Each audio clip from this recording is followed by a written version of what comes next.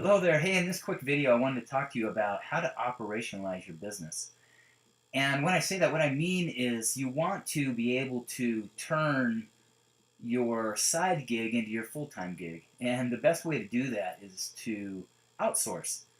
Now, there's a lot of different ways to outsource, and that's what I want to talk about here just briefly in this video. And if you want to get all the full step-by-step details, you can purchase the full video guide on this, and there are links on my resource page for how to do that. But just want to talk about and give a little bit of guidance on what you can do here. So you can replace yourself, and what I mean when I say that is that if you only have maybe 5 to 10 hours a week to dedicate to your business in the beginning, you can hire someone to do that work for you and triple or quadruple the amount of time that you could otherwise put into building your business. And then you can focus on sales and what you do best, and it forces you to systemize your business. That means that you build out a step-by-step system, and then you can take that system and turn it over to your virtual assistant, and they can build out your business even while you sleep. And I'm going to talk here next about how that can be done. So there are different types of outsourcing that you can do. There's a site called Upwork, formerly known as Odesk and Elance, Fiverr in the Philippines. Now, let me just walk through this quickly. I want to show you what it looks like over on Upwork. So here I am at Upwork, and you can sign up for free. And when you do, you can post a job, and you can hire different types of workers. So either part-time or short-time or project-based work, or you need a dedicated freelancer for a longer-term engagement, 30 plus hours a week. So you can select either one of these. Now, I primarily use Upwork for part-time and or project-based work. Okay. Now, if you need something just for like a logo, or you need a maybe an icon, a brochure, something like that, I like Fiverr. And again, it's free to sign up, and it just as the site seems to imply that for $5 you can get this certain work done for you. And you can see here there are different categories, and I chose the one on cartoons and caricatures.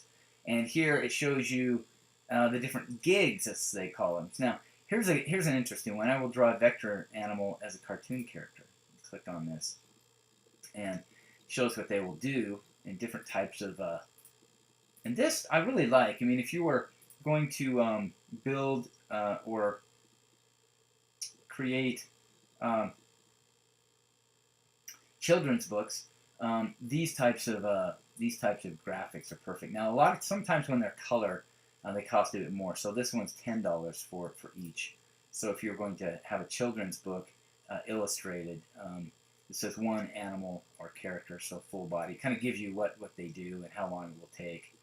And or premium looks like you can get all these different options. So I really like Fiverr for. I use it primarily for having someone build a logo, and particularly when I'm working with a company.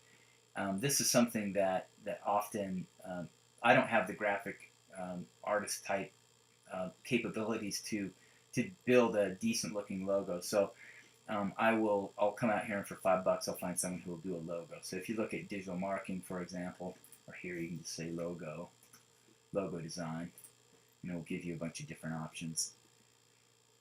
And this is one that I do use quite frequently. See, I will design a logo. So oftentimes, here's a cool one. If I'm working with a client and they don't already have a logo and they want something that represents their business, then I'll come out here, and for $5, they'll create a real professional-looking logo. And I'll just give you an example. If you click in, you can kind of see how these are. So for $5, basic, they'll give you a mascot concept or two basic text concepts with a PNG and JPEG and vector files. So kind of shows you how that is, gives you a couple of different examples of the type of work that they do. Anyway, it's a really good deal, and I think for creating websites, you definitely will work with Fiverr. Now, my favorite option of all is working with the Philippines. I've got a site that I want to recommend. It's called onlinejobs.ph. And I just want to show you something here. I've got a couple of jobs that I posted. One just recently, I'm hiring an artist or an illustrator to help me illustrate children's books, something that I'm doing right now. And you can see that I've got 50 applicants for this. And I just barely posted this, I think, just a couple of days ago, a few days ago. Maybe it was um, maybe it was on the 9th. And since that time, look at all these different folks that have signed up. Now, if you click into one of these, you can see the worker, and they'll show their rate and their availability and different things. Now, if you're to hire them full time, they're asking for 20 to 25,000 pesos, which is about $400 per month, which is still only $100 a week. So you think about it that way.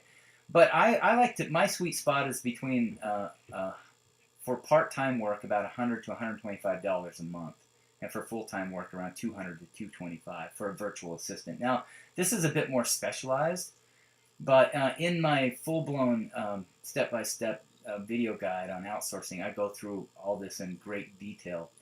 But I just want to give you kind of a peek at what this looks like. Now, I want to share with you my virtual assistant. Her name is Jennifer. Here's her picture. She just graduated from college about a year ago, and she is absolutely phenomenal.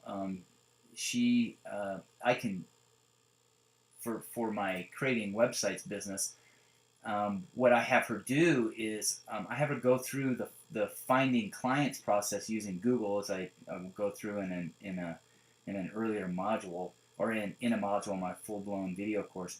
And I just have her go do that. She will go and find the potential clients. She'll build out the websites. So oftentimes in an 8-hour period, she could build as many as 2 or 3, sometimes even more. It just depends on the type of website.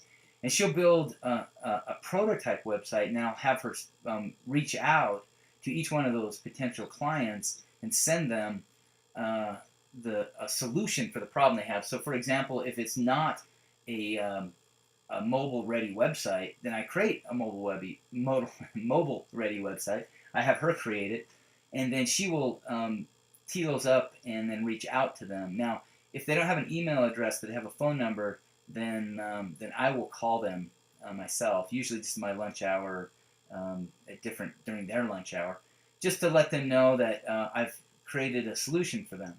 That's how I like to use outsourcing. And if you want to go into a much deeper dive on this, then you can find options for doing that on the resource page for creating websites for fun and profit. Hey, thanks so much. I hope this was helpful to you, and I hope I have the opportunity to talk to you soon. Bye.